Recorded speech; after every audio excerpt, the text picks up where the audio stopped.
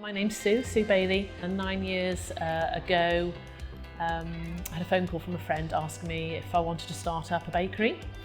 And a couple of years along the line we started up a cooperative bakery just on the edge of the Forest of Dean.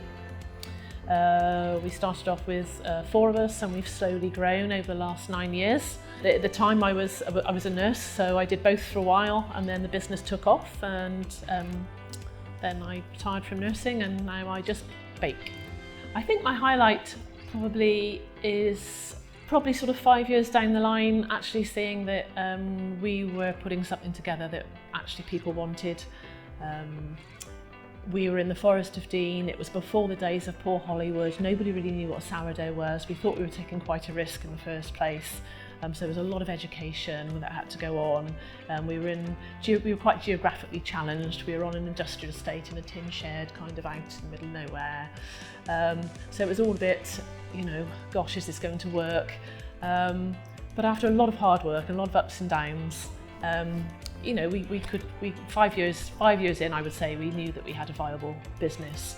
And now, we've got some really great bakers, and a really good following, and the bakery is a really important part of the community that we live in, providing good, nutritious food to people. And also we try to encourage people to bake and sell flowers to encourage people to bake if they'd rather bake than buy their bread from us.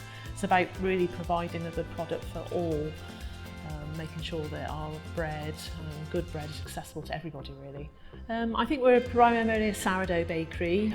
We do also do a very good selection of viennoiserie as well. We're quite good at our pastries, but I think sourdough is our bread and butter, really.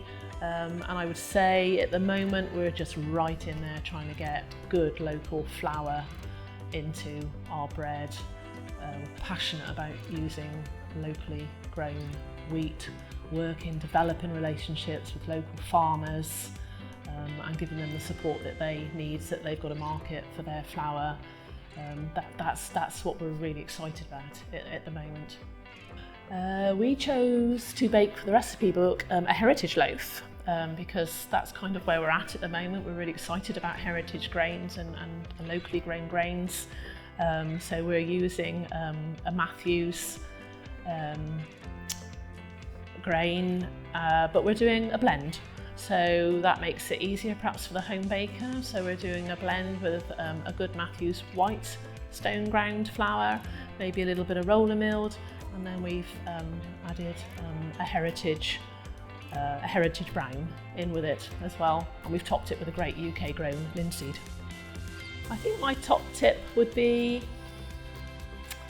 don't be frightened to use tins, especially with now lots of different flowers from local farms, beautiful flowers that are coming through. They've got different absorption rates, and I think that they can be a bit tricky to handle. But actually, if you put things in a tin, you can get away with a lot more. If you just get away from everything having to look like a boule.